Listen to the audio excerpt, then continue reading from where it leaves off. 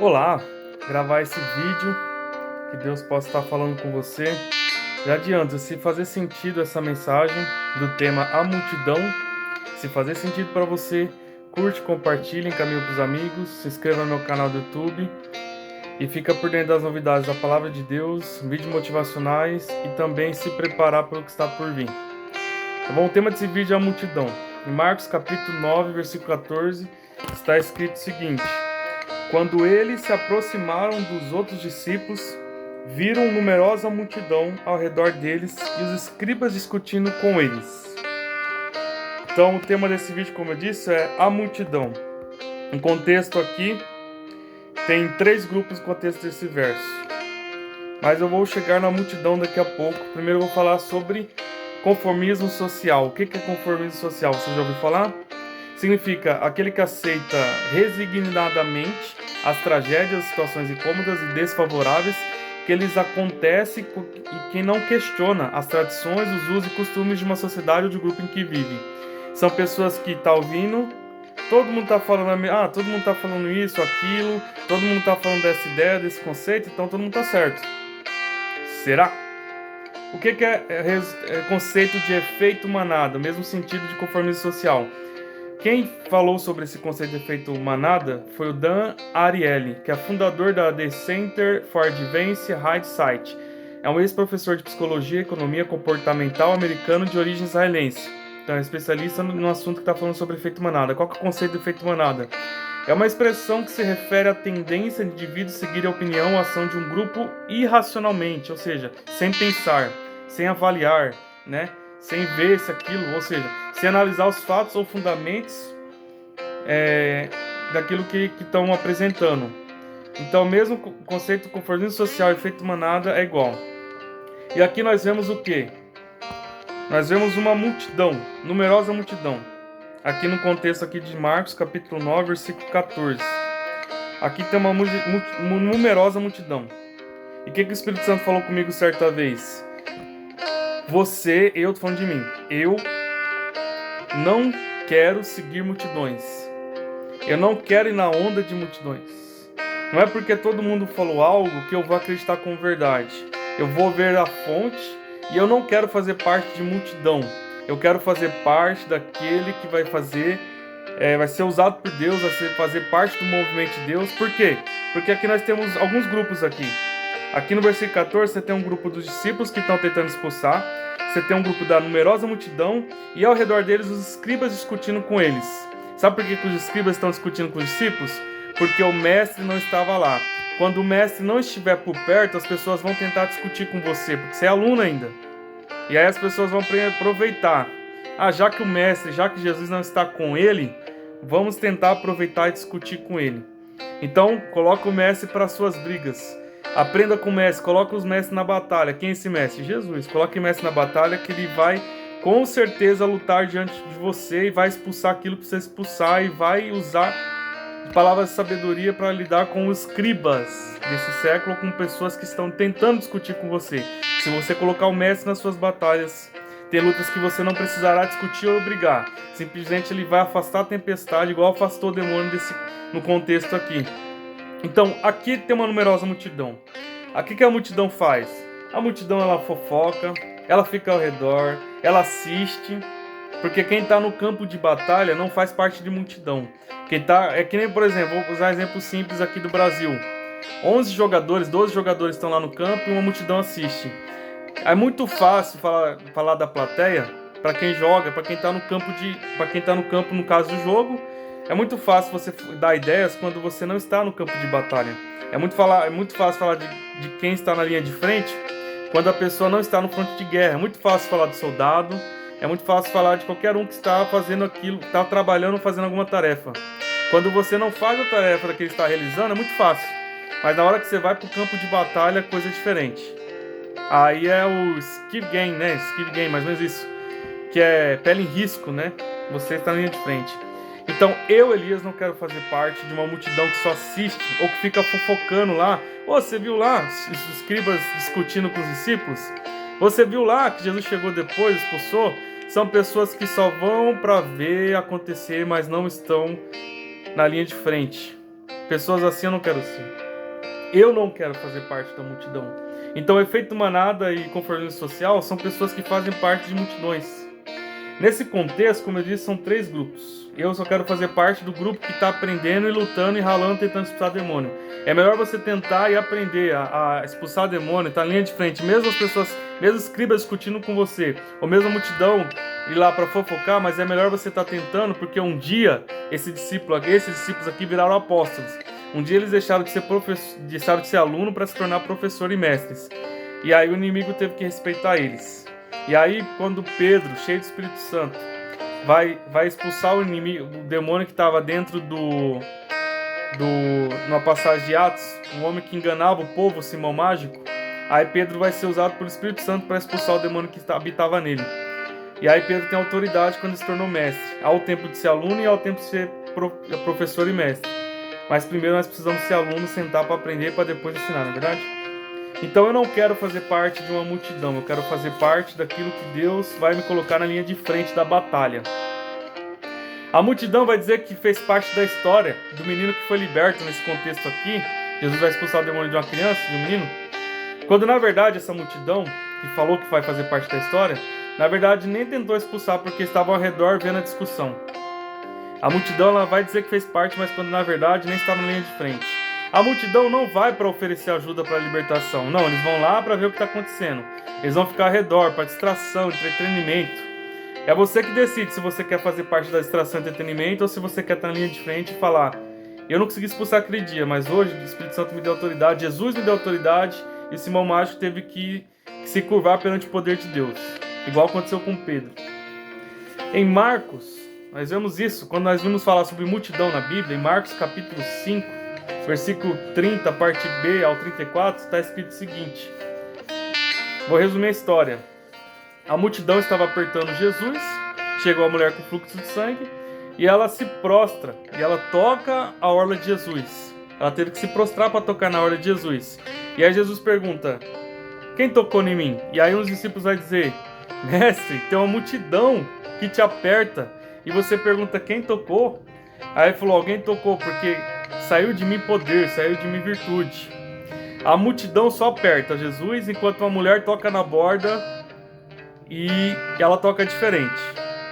Porque não é sobre apertar Jesus, não é sobre colocar Jesus na parede, eu quero do meu jeito, que seja feita a minha vontade. Senhor, eu quero que você faça assim na minha vida, porque Deus não é garçom, aprenda isso. Deus não é garçom, o Senhor é meu pastor e nada me faltará. Antes de ele ser pastor, ele é Senhor. Você tem que prestar reverência a Deus, você tem que prestar honra a Deus, você precisa prestar adoração a Deus. Ele não é seu garçom, é você que é servo a ele, é você que teme a ele, e não Deus que tem que ficar fazendo as coisas para você. É você que se deve-lhe. Eu e você devem adoração a Deus. E essa mulher vai se prostrando porque ela vai no sentido de adorar, ela vai no sentido de entregar. Porque primeiro você tem que entregar para depois receber. Primeiro você tem que plantar para depois colher, não é assim? Sempre falo da plantio e colheita. E ela vai para entregar o quê? Adoração àquele que merece adoração. O próprio Jesus Cristo, que é o próprio Deus, né? E aí ela vai, se prostra, toca na orla, e aí ela toca diferente. Enquanto a multidão aperta, ela toca. Não é não é você apertar, não é você impor, não é você querer, repito, não é você fazer de Deus o seu garçom. Pelo contrário, é você adorar e se prostrar. Ela vai, se prostra e toca diferente, porque ela toca com fé. As pessoas, a multidão, ela pressiona para querer algo em troca. Ela pressiona talvez para tirar uma foto, um selfie com Jesus. Talvez ela pressiona para querer algo de Jesus, fazer Deus de garçom, Papai Noel. Mas não é época de Natal, né? Talvez tem pessoas que acham que Deus é Papai Noel. Igual nas rádios você ouve muitos falsos profetas ou profissionais da fé falando que você tem que colocar Deus na parede. Se você ouvir uma baboseira dessa, você não acredita, porque Deus ele não é o seu garçom. Sinto dizer isso. Se você achava que Deus é seu garçom, ele não é seu garçom. Ele é pai, ele vai cuidar de você, mas ele não é o seu garçom. Não é que seja feita a sua vontade, que permanece a vontade dele na nossa. Porque os planos dele são muito maiores do que os seus e do que os meus. E às vezes, então, vamos lá, para não perder o foco. A multidão ela aperta, mas a mulher ela toca. Não é pela força, nem pela violência, mas é pela fé. Porque ela não toca simplesmente por tocar, ela toca com fé. O que Jesus vai dizer para ela depois? Mulher, a tua fé te salvou. A tua fé, mulher, não é pressionar Jesus para querer que seja feita a minha vontade. mas é adorar, se prostrar e tocar com fé. Toque a Deus com fé, que Ele vai atender o seu pedido conforme a sua vontade. Vai tocando Jesus com fé. Então, uma multidão aperta, eu não quero fazer parte de multidão que aperta Jesus. Eu quero fazer parte de uma, nem que for uma pessoa, mas que toca com fé e Deus vai dizer, a tua fé te salvou, seja curado agora. Amém? Então, aqui nós vemos a diferença de uma atitude de uma pessoa que tocou Jesus com fé e a diferença da multidão que pressiona Jesus. Tremendo isso. Em Marcos capítulo 15, versículo 14, também vai falar sobre a multidão. A multidão pediu a crucificação de Cristo Jesus. E aí a multidão, ela ouve os fariseus dizendo que Jesus era impostor, que tem que crucificar ele, porque a Bíblia diz em Marcos que foram entregues por inveja. Os fariseus, líderes daquele tempo, condutores cegos, como Jesus disse, e hoje está cheio de líder condutor cego, que vai guiar o povo e vão cair na cova, se ouvirem o que esses líderes estão falando. Está cheio de líderes espirituais que falam em nome de Deus e são condutores cegos igual na época. Aquelas pessoas, os doutores da lei daquela época, que são os fariseus, eles falaram para crucificar Jesus. Nos dias de hoje não seria diferente. Se Jesus aparecesse numa visão numa igreja, e para os que têm visão, né, porque tem uns que não vai ter também, talvez não vão sentir Jesus, talvez não vejam Jesus, mas vamos supor que eles pudessem ver Jesus, igual Paulo viu. E aí muitos líderes hoje vão expulsar ele em nome de Jesus. Sai daqui em nome de Jesus. Foi o que eles fizeram. Eles pediram para crucificar o amor, o caminho, a verdade e a vida. E aí, a multidão, ouvindo os líderes espirituais daquele tempo, os principais líderes, e hoje não está diferente. Tem muito líder que fala em nome de Deus, mas nunca ouviu, não conhece a Deus. E aí a multidão ouvindo o que todo mundo está falando, se todo mundo está falando para crucificar, crucifica Jesus. Mas não foi ele que curou o cego, não foi ele que levantou o caído, não foi ele que falava que ele é o caminho, a verdade e a vida, não é ele que pelas obras dele não teria como acusar pelas obras de amor que ele tinha? Pois é, não, mas todo mundo está falando para crucificar. Então tá bom, se todo mundo está falando, eu acho que eu estou errado. Então bora crucificar Jesus. Crucifica Jesus e solta Barrabás. Quando você segue a multidão, você abre os ouvidos para quem é cheio de inveja, porque foi o que a multidão fez. Quando você segue a multidão, você ouve quem tem inveja e tapa os ouvidos para quem é cheio de amor. Foi o que aconteceu. Você ouve quem não enxerga, porque eles eram condutores cegos, e pede para matar quem nunca morre, porque Jesus ressuscitou ao terceiro dia, ele é o autor, ele é o caminho, a verdade, ele é a vida. Então quando você segue a multidão, você não cumpre o propósito de Deus, você faz coisas que desagradam a Deus, você ouve condutores cegos e você tenta matar quem não morre. É isso que acontece. Eu quero concluir essa mensagem. Risco de quem quer fazer parte da multidão sem ouvir os fatos, sem ouvir as fontes verdadeiras. A pessoa vai fofocar, igual aconteceu no capítulo 9 de Marcos, vai ficar ao redor e não fazer nada para ajudar. A multidão, no contexto da mulher de fluxo de sangue, ela vai apertar e pressionar, ela vai pedir, não vai receber, porque quem recebeu foi quem tocou diferente Jesus. Quem tocou com fé foi curado. Quem tocou com fé foi visto na multidão. A multidão apertava, mas a mulher que tocou com fé foi ouvida. Ela foi atendida o seu pedido por Deus. Quando você segue a multidão, no contexto aqui das pessoas a multidão que pediu para crucificar Jesus, você ouve líderes espirituais cegos que têm inveja, que eles entregaram Jesus por inveja, e pedem para crucificar o amor em pessoa, que Jesus era o próprio amor em pessoa. Quando você ouve a multidão. Agora, o antídoto para ser diferente da multidão é conquistar as bênçãos de Deus. Para você ser atendido por Deus, para você fazer parte do movimento de Deus, e para você não ouvir pessoas invejosas, eu vou te dar alguns antídotos aqui. Primeiro, aprenda com quem sabe fazer e pratica através da repetição. Os discípulos eram alunos do Mestre Jesus. E ali eles apanharam no começo aqui, no contexto capítulo 9 de Marcos, eles apanharam do demônio ali. Mas eles aprenderam. Jesus deu a senha. No contexto você lê qual que é a senha. Oração e jejum. Para expulsar entidades demoníacas de alta patente. Legiões só se expulsa mediante jejum e oração. E o segundo, no fluxo de sangue, quando você for procurar Jesus, o segundo exemplo, o segundo antídoto, quando você procurar por Jesus, igual a mulher do fluxo de sangue, faça igual ela. Busque diferente da multidão que quer impor e aperta Jesus, mas busque se prostrando, igual a mulher se prostrou, tocando na orla. Busque dando-lhe honra, busque adorando a Jesus com fé. O mínimo que ele pode fazer é atender seu pedido. O mínimo que ele pode fazer é atender seu pedido e dizer que a tua fé é grande. Outro conselho, antídoto para não ouvir a multidão que às vezes está errada. Quem anda com sábios será mais sábio, mas o companheiro de todos acabará mal. Ande com pessoas sábias. Como que eu sei que a pessoa é sábia? Pelos resultados. Pelos frutos conhecereis a árvore, não é? A boca fala, o coração está cheio. A pessoa só fala de mal dos outros? Não segue o que essa pessoa está falando. A pessoa tem sabedoria para falar no seu caminhar, no seu andar? Segue essa pessoa. Porque o sábio anda com o sábio, mas o tolo só acaba mal, né? Porque anda com o tolo. Você já ouviu coruja voando com urubu? Você já viu águia andando com morcego? Você já viu tubarão nadando com peixe? Não é, né? Ambos não andam juntos. Por quê? Porque se você quer ser sábio, você tem que andar com sábio. Então hoje, dá uma reflexão. Eu sei que tem pessoas sábias que me assistem, mas tem pessoas que vão ouvir esse vídeo e talvez estão andando com más amizades. E aí, o sábio só anda com o sábio. O tolo que anda com o tolo. Pensa nisso. E por que algumas pessoas andam com outras bem ignorantes? Por quê? Por que pessoas que andam com pessoas ignorantes? Começa a refletir nisso.